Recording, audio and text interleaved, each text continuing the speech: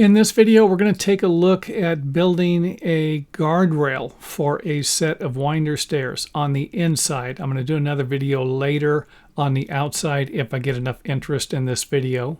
So let's go ahead and jump right into it with our first example where we take a line. Remember, the guardrail can be taller. It just cannot be shorter than the minimum size height in your area. And that could be anywhere between 36 and 42 inches. Where I live in Southern California, it's usually going to be 42 inches minimum height for guard railing. And if I want the guardrail to have a straight line at the top, I can just simply connect the dots here. I can go from this point to this point. And I can basically do the same thing for the upper handrail. So again, I'm focusing on this point here. And in the upper handrail, I'm going to be focusing on this point here. However, I'm going to provide you with a couple of different examples if you want to do it a little differently. If you don't mind breaking up your straight line into two separate straight lines instead of one straight line at the top. And if you notice I didn't connect it to here, that's because I went ahead and connected it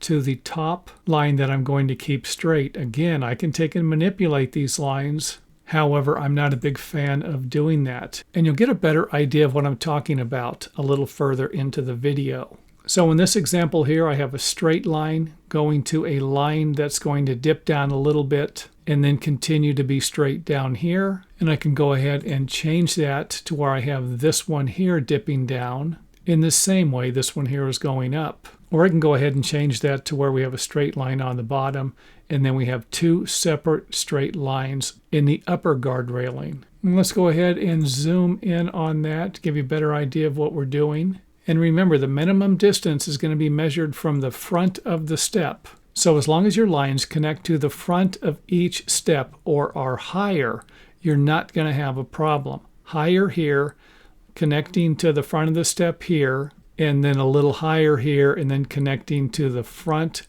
top corner of the steps the rest of the way up the stairway. So I hope that makes sense, because now we're going to go ahead and add 42 inches to the lines that we've created down here to create the top of our guard railing. So again, straight line from this point to this point, and then we're going to have a couple of different lines here to provide you with an example of what this is going to look like after we frame it with 2x4s and install drywall on both sides of the guard railing. So we're going to have about a 4.5 inch wide wall here with a straight guardrail at the top of the lower section, and then we have a little funky dip here.